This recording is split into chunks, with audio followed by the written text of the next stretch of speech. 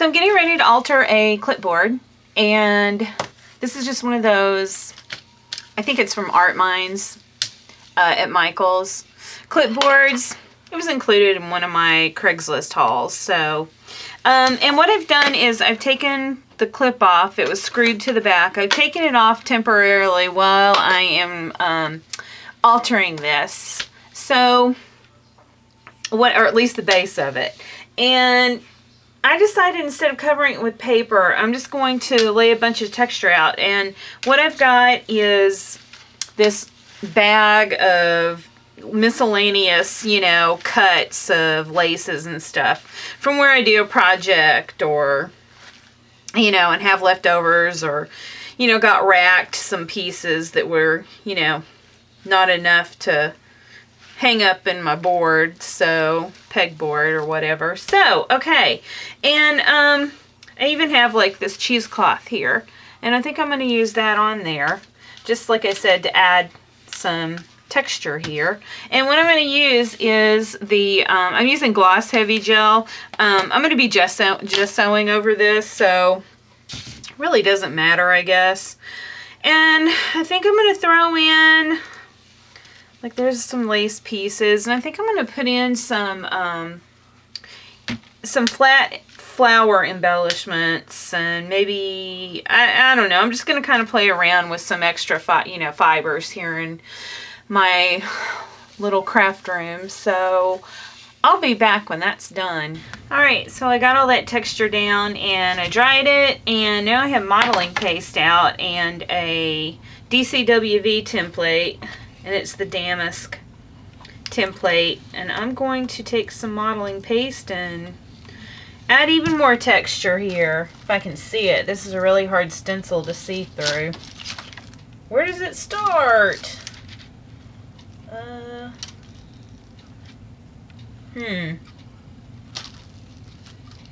It's a really big one too.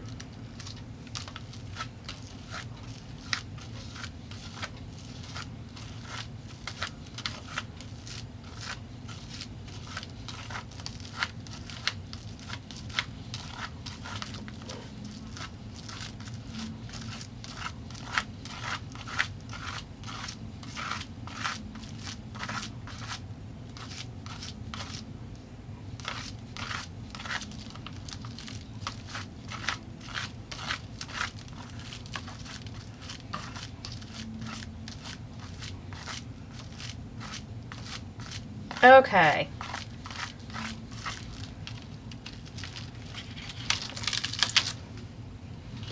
There we go. And I'm gonna have to wait for that to dry, and I still may put a couple more elements of texture on here, and then I'm gonna gesso the entire thing.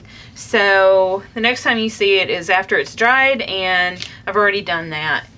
Alright, so this is what it looks like after 2 coats of gesso have been applied to the top of it, after I added all that texture and modeling paste on there. And then I did do 1 layer of gesso on the back, only because I don't know what I'm going to do yet on this. I was thinking whatever sprays I used here, I would use it on the back. I need this back part to be completely flat though, because I'm going to hang this on my cork board, so that it can be a useful little note clipboard that I'm going to hang up there. So I want this to be flat. I don't want anything to keep it from, you know, being bumpy. And but then I was thinking maybe I would just go ahead and line this with some pretty paper or something. Even though you'll never see it, I'll know it's there. But I haven't got to that part yet, so I'm not really sure. Anyway, so right now I am getting ready to spray it, and I'm going to use 2 or 3 different colors. I'm going to start out with this color of Creme Brulee Cream by, these are all Lindy sprays, by the way, too. So I'm just shaking it up right now.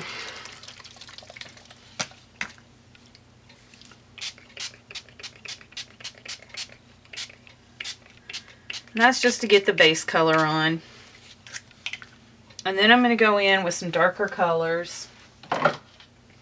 I have this, I'm going to start with my lightest of those two. I'm using Cockle Bell Corals. It's got to be one of my favorite colors.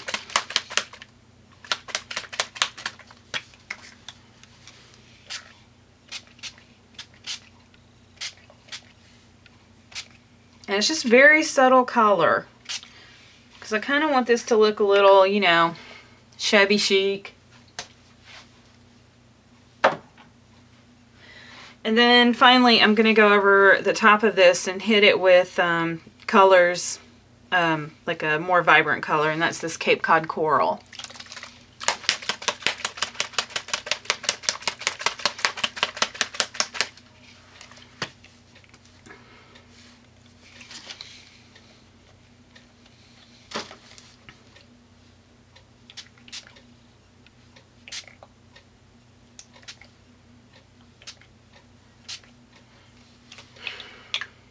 Alright, I'm going to let that dry, and I may come back and hit it with that color again. We'll just have to wait and see. Alright, so here is my finished altered clipboard hanging in its permanent home, or on its permanent home, on my corkboard. And I thought that was a perfect place to put notes anyway, and this is just something to add a little bit more decoration to this very plain corkboard. And the only thing that I forgot to mention in my previous video when I started spraying was that I had added this little Fernley design wood piece to the bottom, and I glued it to the bottom with just regular craft glue, and that's it as far as what you've already seen. So what I've done to it since is, and let me flip this over so you can see the back, I did decide to put some paper on this. So I have the Finnabair paper from one of her paper pads, and then I did also edge absolutely everything with copper paint. And I know I'm doing a suck-ass job of showing this right now. Get it back hung up here so I can, I can't find the, there we go. Sorry about that. Okay, so going from, let's start at the bottom, going to the top. What I did is I did throw some flat back pearls randomly throughout here. I had some applique flowers that I had put in before I sprayed, so I centered those with those same flat back pearls. And then I did use rub-ons to put my little word here for notes. And I set my flower clusters all around here. Just a mixture of I Am Roses, Elizabeth's Beady Bomb Bomb fabric flowers, organza, whatever that is. And some leaves behind it. And then I did put this spray. This is another one of those Michaels sprays that I bought. And you just, you know, I just tore apart a bunch of the strands so that I could have individual sprays. And that's from their spring collection, I believe. So, and this is a Prima Resin window that I just tucked back there. And then this was a plain ticket that I stamped with the little bumblebee stamp from Stampotique. And that's pretty much it. This is a really easy thing to put together. Very easy peasy. And then up at the top, here's another little, you know, flower cluster to kind of match down there in the other corner. And what I did on this clip is I used the Vintage Rusting alcohol inks and then kind of just dotted over it with some of the Snowcap alcohol ink just to tie in with that color that's on the base. And then I thread a copper colored chain with a very big jump ring that had to fit around that, and tied that so that it looped around to this other little clip right here so that I could clip things on the side of the clipboard as well. I just have a couple of little journaling spots and tickets tucked in here. And I did the same stamping right here with my little bumblebee. This is going to be kind of like an inspiration board or something to stick up here for ephemera to remind me I want to use it in my projects. So, and then finally, just to finish this little dangle off, I added a dog tag word, and it says word. And I used the Rub and Buff patina color as the base, and then just kind of went over it with some Inca Gold in the copper, and I did that on both sides just to add a little bit of an aging to it. Can't really do a very good job of aging with those kind of materials. The only thing that can age is aging. So anyway, so this is it. This is actually, for a change, this is actually a project that turned out.